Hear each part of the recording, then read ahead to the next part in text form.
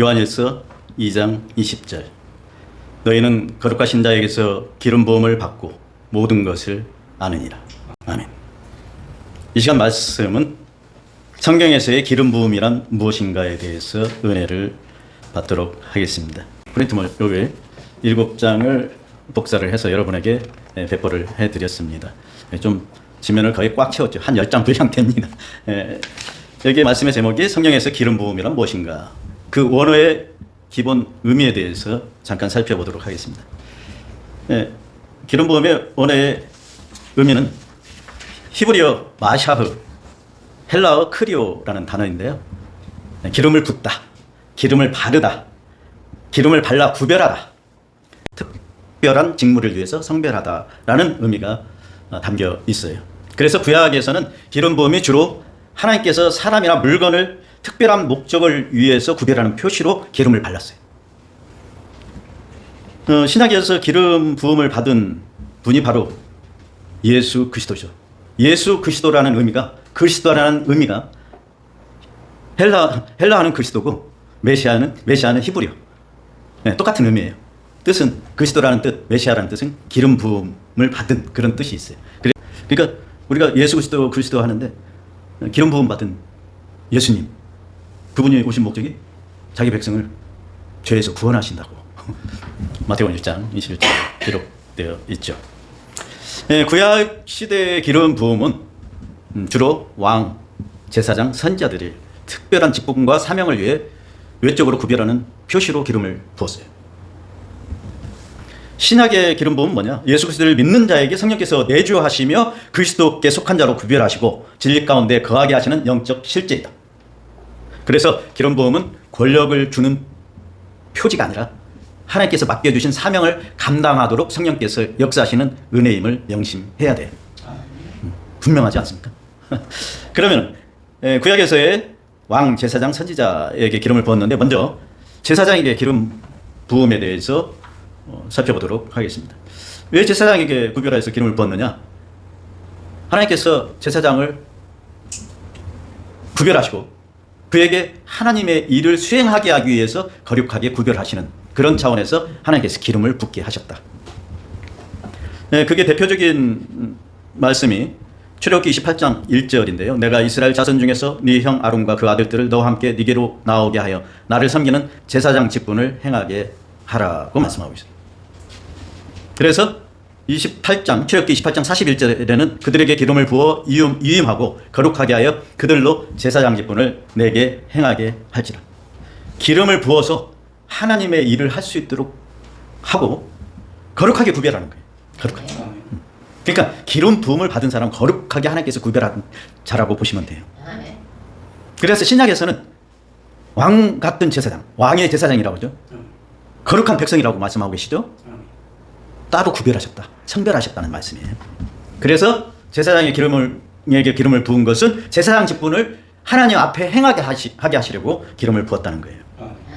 그래서 제사장은 하나님께서 정하신 제사의 방법대로 봉사자로 일을 하게 된 거죠.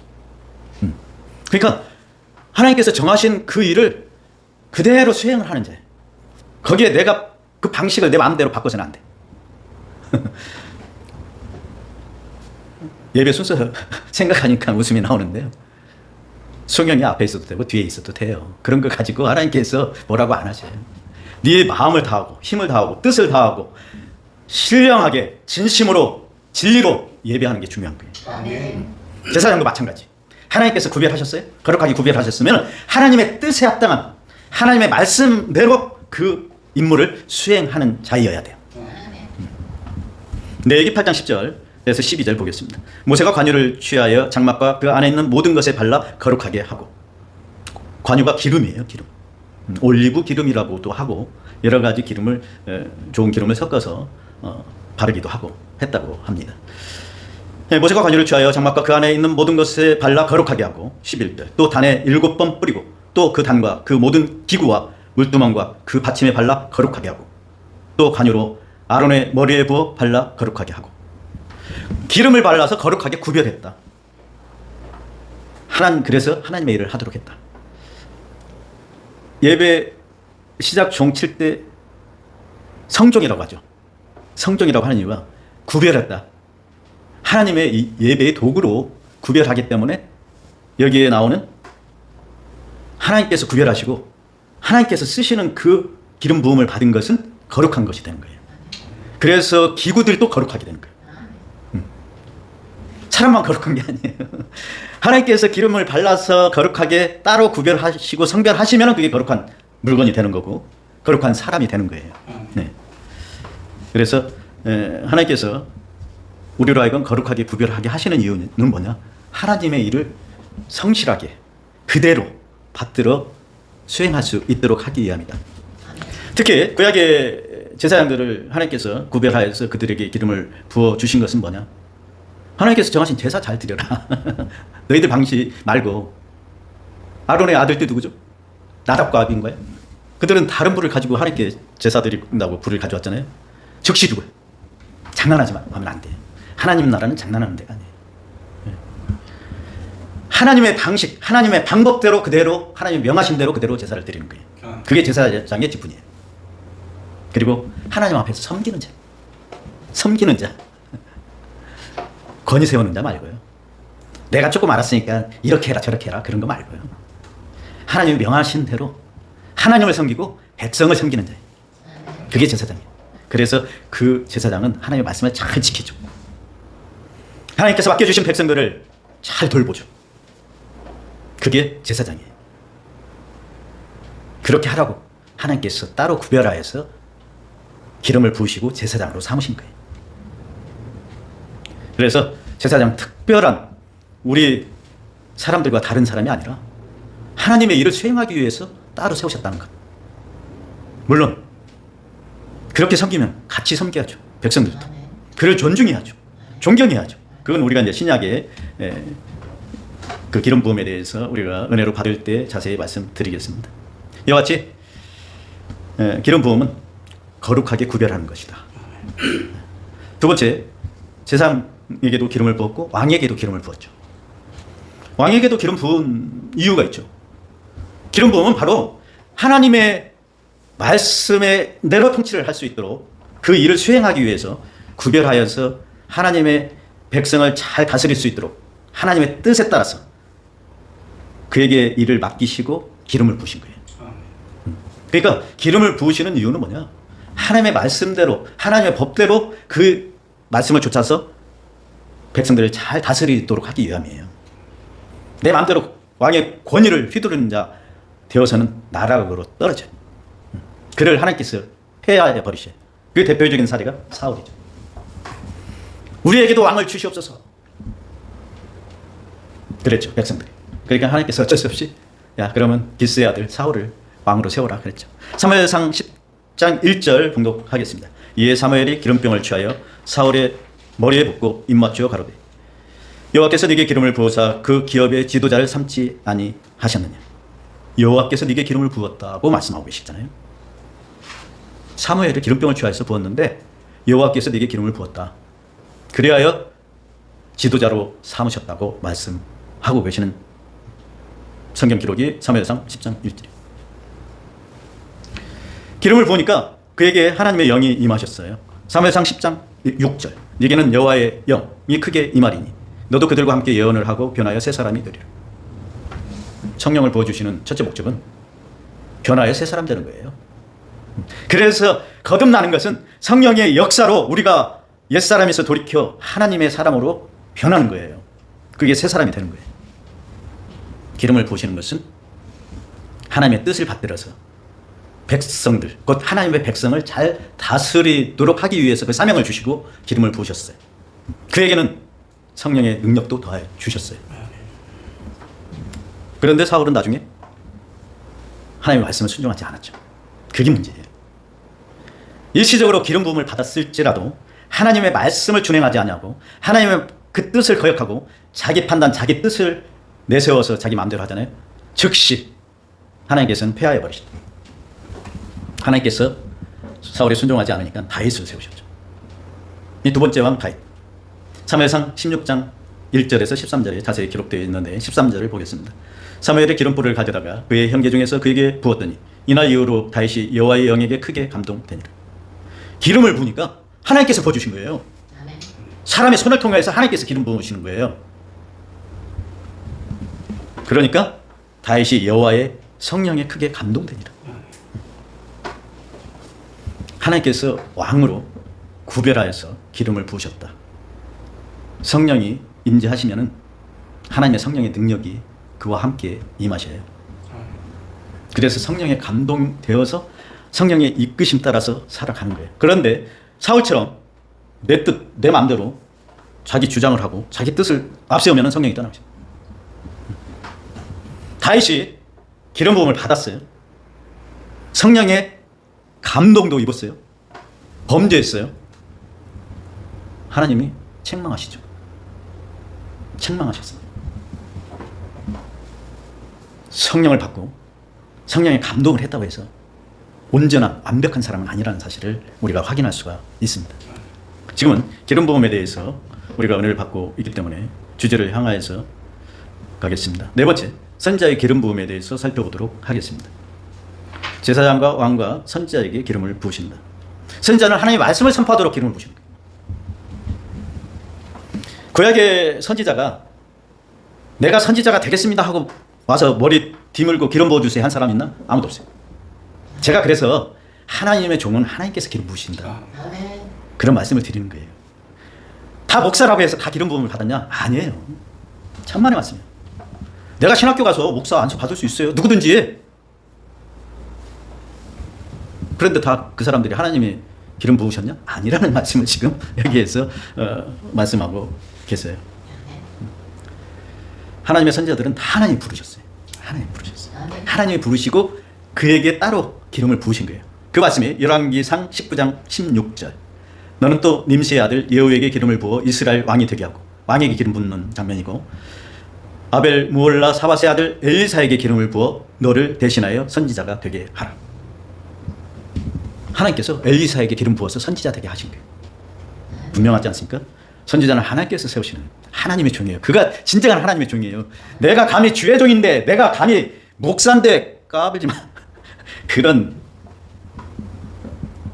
거듭나지 못한 자들의 망언을 우리가 최근에도 들었는데, 그건 목사 아니에요. 할 수가 없어요. 엘리야가 그랬습니까? 엘리사가 그랬습니까? 하나님의 말씀을 가서 전하라면 그대로 전했을 뿐이지, 시시콜콜 인간의 그 조금 자기 마음에 안 들고 거스리는 거 가지고 딴지 걸고 말 꺼내가지고 불화를 일으키고 그런 짓 안 해요.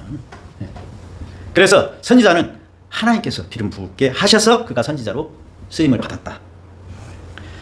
시편 105편 15절에도 이르시기를 나의 기름 부은 자를 손대지 말라. 나의 선자들을 해하지 말라 하셨다. 하나님께서 기름 부으신 자들은 하나님께서 책임지십니다. 인간이 판단하지 마세요. 목사는 하나님께서 잘못하시면 그를 책망하시고 채찍질하셔요. 우리는 누구도 정죄하거나 판단해서는 안 돼요. 잘못됐으면은 당신 뭐가 잘못됐다고 얘기하면은 하나님의 사람들은 아 그래요 내가 잘못했습니다. 하나님께 먼저 무릎 꿇는 자예요.